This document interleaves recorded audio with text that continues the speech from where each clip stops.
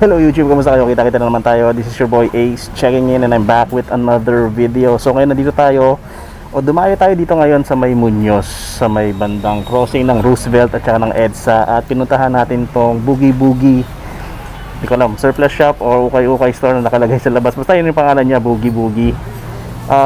So ngayon is naka 50% off na sila.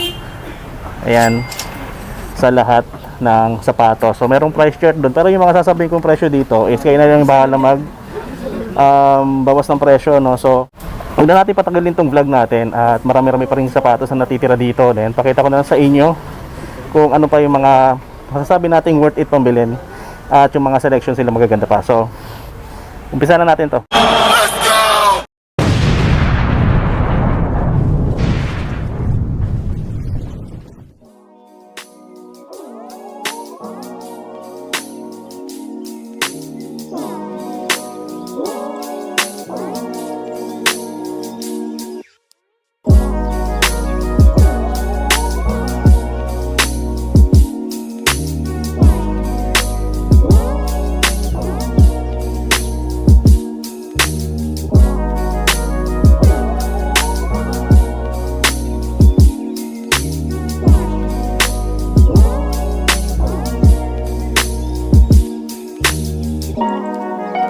So umpisa tayo dito sa may pader na to, no? So ito, umpisa dito meron tayong nakitang Adidas Explorer. Ang size po nito is size 9. So tandaan nyo mga paps, 50% off na po sila dito sa ukay-ukay na to. Ang presyo po nito, teka, wala tayong nakikitang price. Check natin yung kabilang sapatos, baka nandun. Ang presyo po nito is 1,500 pesos. So less 50 nyo na lang, so that would be 750.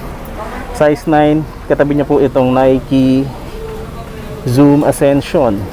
Size po nito is size 10.5, no? So medyo okay pa naman to. Wala ako nakikitang sole separation. Ito pala, meron pala dito, maliitan lang. Likod niya okay pa, no? Yung upper niya medyo sulit pa naman. Yung kanyang outsole wala tayo nakikitang drags masyado, which is dito lang, ano. Nasa kabila ulit yung price ng sapatos. At ang nakikita natin dito is 2,800. So 2,800 minus 50, 1,400 na lang. So ito mga paps, bibigyan ko kayo ng ano, yung mga pwede nyong iwasan. So ito, Ultra Boost na V4 na to, iwasan nyo po yan kasi hindi po ito legit. Pero ang presyo niya dito 1,500. Kung gusto nyo lang ng murang sapatos, 750, mas mababa sa 1,000, pwede nyo kunin yan. Merong Anta shoes dito, merong Adidas sneaker dito. Ang size po nitong Adidas sneaker na to is size 10. Yan po yung outsole nya, solid pa to mga paps. Presyo nito is 1,000, kita nyo ba? Parang 1,800 yata o 1,000. Hindi ko masyado makita eh. Pero mga nasa ganun lang. Basta lalabas nito below 1,000 na lang yan, size 10. Dito sa baba merong Adidas Solar Drive dito na Boost. Medyo marumi lang yung kanyang Boost midsole, ano. Pero okay pa naman yung upper nya. Size po nito is size 10 naman. So ito, outsole nya, pakitignan na lang po. Yan ba yung price nya? Parang hindi eh, no? Tingnan natin sa kabilang sapatos. Oh, yun nga, 700 pesos. So 350 na lang po yan. Sa ilalim nya merong Vapor Max. Malaki yan yung size nito, no? Size 13. Sayang to, kung naging size natin to, binili ko na. Yan po yung outsole. Napin natin yung price. Wala akong makitang presyo mga paps eh. So puntahan nyo na lang siya dito kung trip nyo to. Vapor Max po, legit. Ito po, may katabi siyang Reebok Insta Pump. Ang size po nito is size 10, royal blue, no? Tapos merong konting parang parang hinalong pintura yung midsole nya. Maganda to, mastig to. Reebok logo sa likod.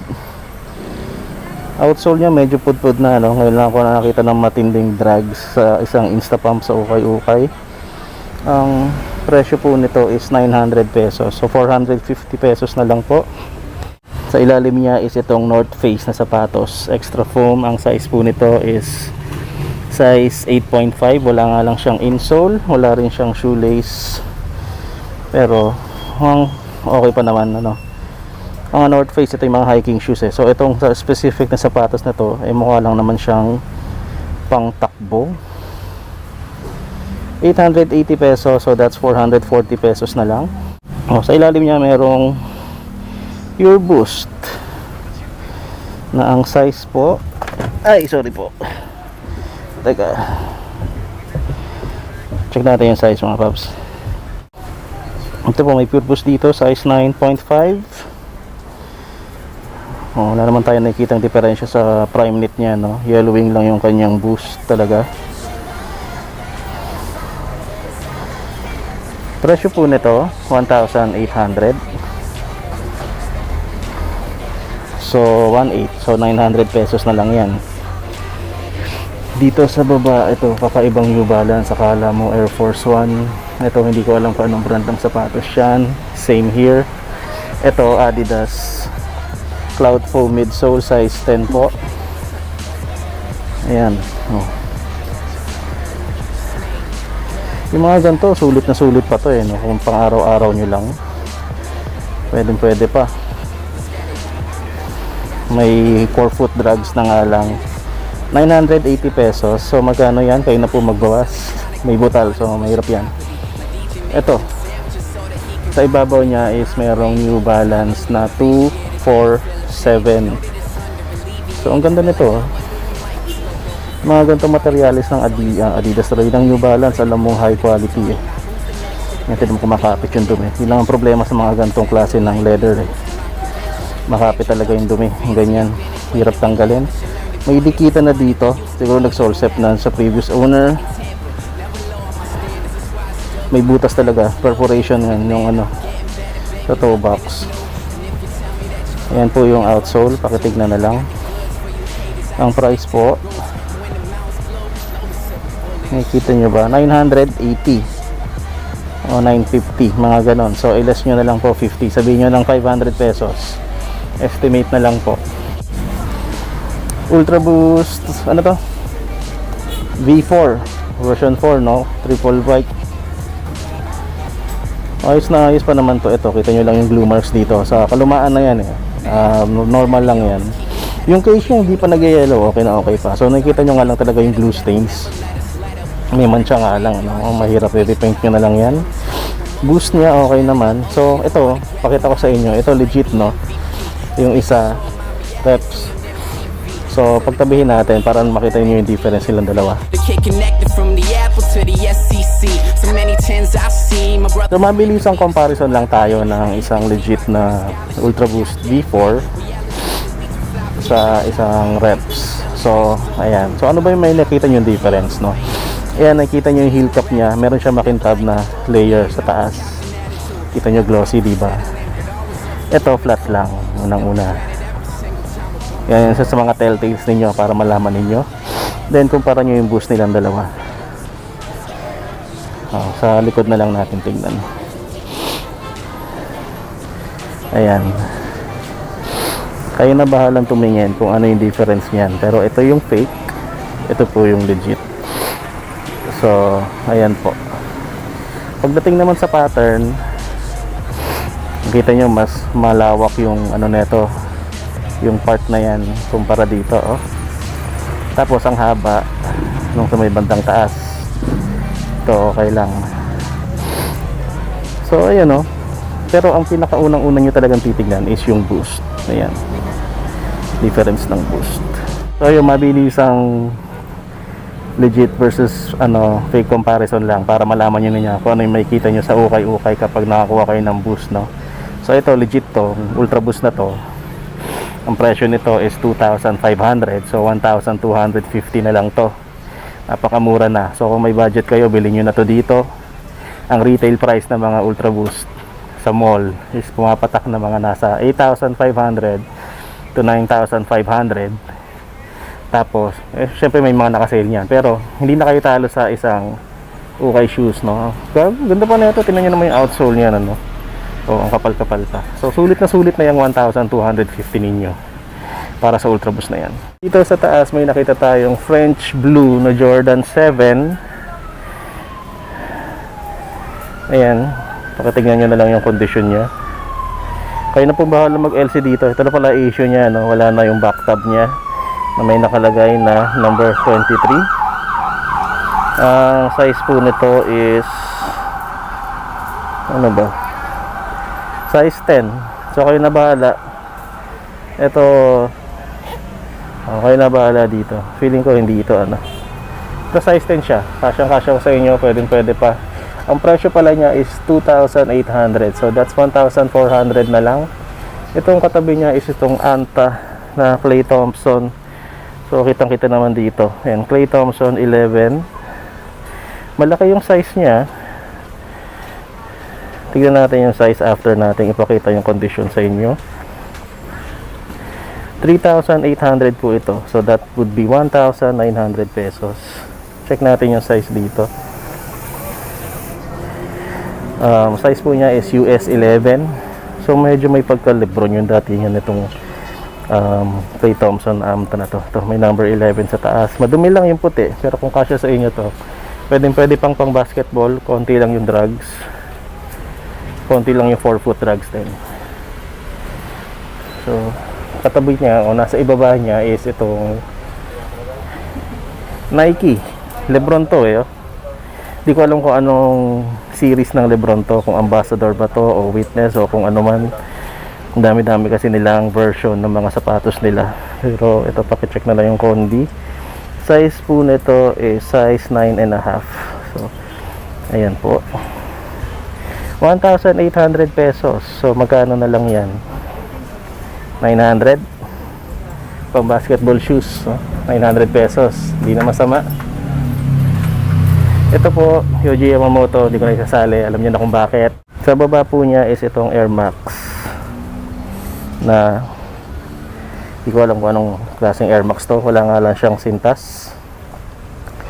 Size po niya is size 8. Outsole niya ito, 680 pesos, so that's 340 pesos na lang. Kayo na bahala mag-provide ng sintas, hindi na masama. Nike Air Force 1 sa ilalim niya, purple and white, may 2-box creasing na nga lang. Ang size nito is size 9.5. Mabigat siya, so mukhang legit naman mga paps. Ayan, yellowing nga lang ng midsole dito sa may bandang itaas. Meron din dito, actually yellow na talaga yung midsole niya. 1,400, so 700 pesos na lang to. Air Force 1 yeah, is itong Nike ano to, downshifter 8. Presyo or ang size niya is size 11. Size 11.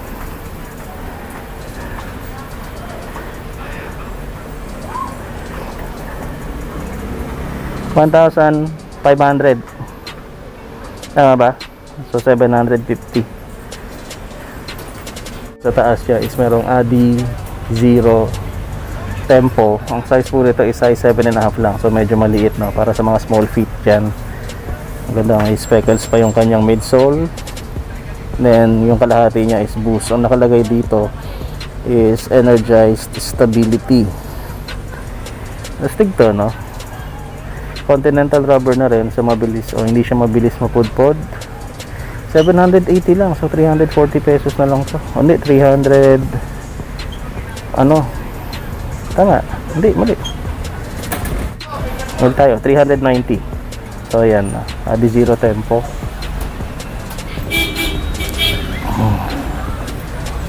Dito po sa taas merong Jordan 11 Cool Gray 2010 nirelease itong sapatos na to, kung di ako nagkakamali. Tingnan natin yung size tag niya. So ang size po niya size 10. Kaya sayang lang to, no? Nagbabakbak na yung ano niya, yung Durabox niya o yung leather niya mismo. Pero legit to mga paps, ha. Ako na nagsasabi sa inyo. Sayang kung kaya nyo mag-restore ng gantong leather, or kung may budget kayo pang pa-restore ng gantong klase ng leather, then kunin nyo na to. Yellowing nga lang din yung kanyang outsole. May mga konting separation lang din. Pero ayan, presyo niya is 2,800. So 1,400 na lang po itong Jordan 11 na to. Ayan po. Katabi niya dito sa taas, ang gandang Nike na ito. Hindi ko lang alam kung anong klaseng model, no. Ang size po nito is size 10.5. Plastic to, itong part na to, eye-catching. Nike logo sa likod. 2,500. So ano na lang to, 1,250. Then sa ilalim niya merong Nike Air Huarache na ang presyo ay 980, less 50 niya na lang po. Ang laki pala nito, size 12, ano? Kung titignan mo parang hindi siya size 12, siguro size 12 ng pambabae. Ayan po, mayroon po siyang kung ano man yan, pattern na yan, Huarache logo po sa dila. Madumi nga lang yung neoprene mga material. Outsole niya po ito. Ayan, size 10. Hindi, size 12 pala. Size 12 daw. Ito, sa ilalim niya, meron din isang bonus na Adidas Ultra Boost version 2. Size 11 po ito. Nakita ko na po ito kanina. May mga konting mancha lang. Kung kaya nyo tanggalin yan, then go ahead. Yellowing lang boost midsole. Yung mga glue marks lang dito sa may heel cup. Regular lang yan, ano, pag naluluma yung sapatos. Outsole niya is this. Ang presyo niya is 2,800. Then that's 1,400 na lang na Ultra Boost. Dito sa baba mayroon din isa pang Adidas Ultra Boost dito na size 10 naman, ano. Ito yung Parley. So yung mga gantong klase ng sapatos is made out of recycled materials daw pag naka-Parley siya. So hindi mo alam, gawa sa plastic to. Hindi natin alam din kung paano nila ginawa. So itong mga sapatos na to, Parley V4 na V3 yata to. Hindi, V4 to, V4. Size 10 lang. Madumi lang yung boost. 1,800. So magkano na lang yun? 900 pesos na lang to. Murang-mura na, oh. Kunin nyo na to, Ultra Boost na ano, Parley. 900 pesos. New Balance meron din dito, 574. Skechers na mukhang Air Max 270. Reebok, kung ano man yung Reebok na yan, meron din yan dito. Exposed Hexalite. Ang size po nito is size 10. Presyo niya is 980 pesos. May Adidas din dito. Ito may Anta dito. Kulo to. Parang ito yung mga nakikita mo sa ano, no? So Facebook news feed mo minsan. Yung mga leaning type na ganito, pero ito naman Anta. Size 10.5 po ito. 1,100 na lang. Nike basketball shoes po dito sa taas. Check natin to. Tama yung naghahanap sa inyo ng basketball shoes, eh. Masyado siyang tali. Lunar Loan yung kanyang midsole tech. 1,200. Check natin yung size, no? Size 9. Maganda. Size to. Then dito sa taas niya, no, meron Lebron Soldier naman na size 9.5. kulay parang wine red yung datingan niya, tapos gold yung accents ng ibang parts. Ganda na itong Lebron Soldier na to. 9.5, 2,800, so 1,400 na lang to. Pwede pa, no? Outsole. Oh, grabe, pwede nyo pa ipalaro to. 1.4 lang. May Lebron na kayo. Ako, siningala ka magsalita, no? Bigyan ko na lang muna kayo ng parang mabilisang b-roll o konting b-roll man lang. Dito pa lang tayo, meron pa tayo doon hanggang sa dulo pa. Ang haba pa niyan. So, try natin talaga isa-isahin to. Kasi mura na sila, 50% off. So, baka maraming sa inyo may budget na, since kakasakot lang din. Puntahan nyo na rin to para sa pa-upload natin, no? So, mabilisang b-roll lang tayo. Mga details na ng sapatos and size and prices.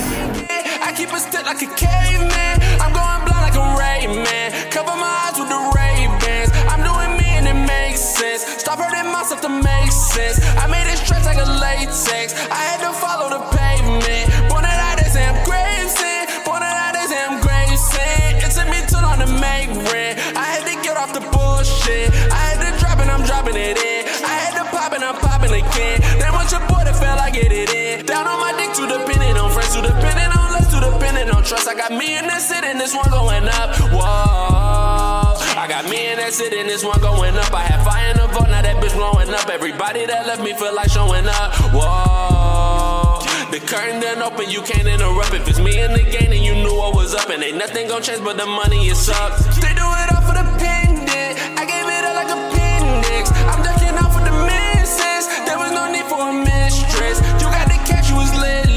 Left me behind in the distance. I found a path, let's take it. I keep it still like a caveman. I'm going blind like a Ray-Man. Cover my eyes with the Ray-Bans. I'm doing me and it makes sense. Stop hurting myself to make sense. I made it stretch like a latex. I had to follow the pavement. Born out of Sam Gravesend. Born out of Sam Gravesend. We don't play crazy, we living in full. I know some things they ain't teach me in school. Know the system fucked up, the mechanical fool. Ain't no fixing what we going through. They put poison inside of the motherfucking food. Now it's poison inside of the youth. I got love in my heart, but it's all out of juice. All a nigga been through is abuse. I got raisins, great grandma told me that I was a demon. I don't know what I really believe in. I just know what I do in the evening. Pick the melodies over my breathing. Pick the goal over fire for treason. You switch up on me, let's call it even. Cause I'm not giving press for the treatment.